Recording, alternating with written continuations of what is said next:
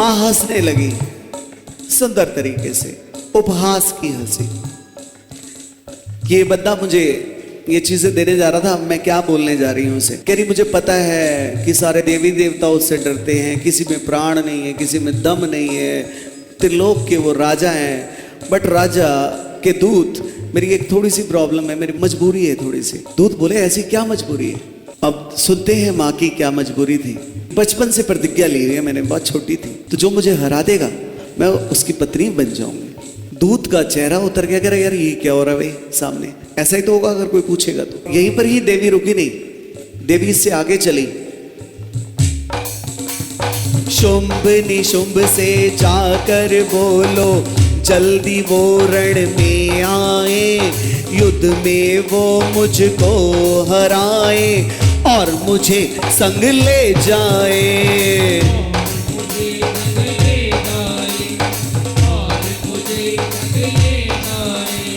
शुंभ निशुंभ से जाकर बोलो जल्दी वो रण में आए, युद्ध में वो मुझको हराए और मुझे संग ले जाए।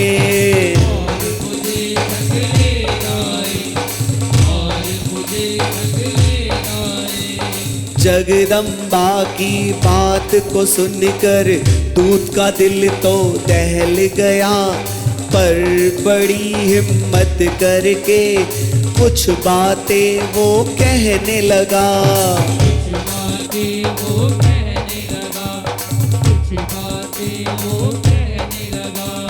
कुछ बातें वो कहने लगा जी, कुछ बातें वो कहने लगा।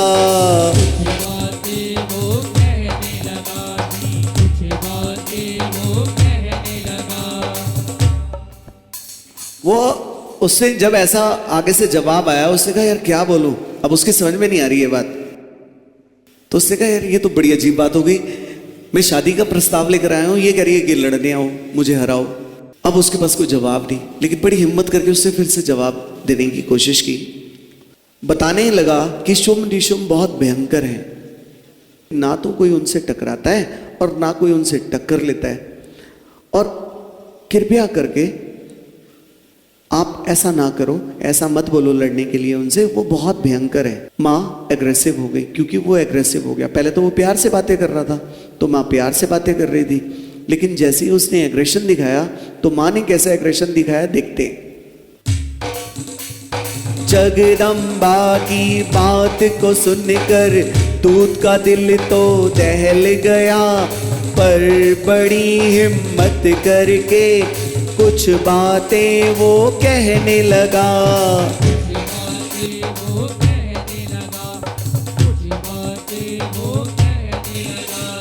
कहा देवी से उसने आके शुभ निशुंभ है भयंकर, कोई ना उनसे टकराए, कोई ना ले टक्कर।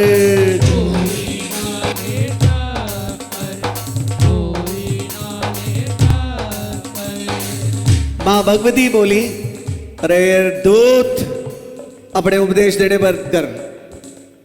अब वो भगवती अपने स्टाइल में कह रही बंद कर ये उपदेश, जो मुझे उपदेश सुना रहा, मुझे उपदेश नहीं सुना, क्योंकि उपदेश सुनने नहीं आई मैं।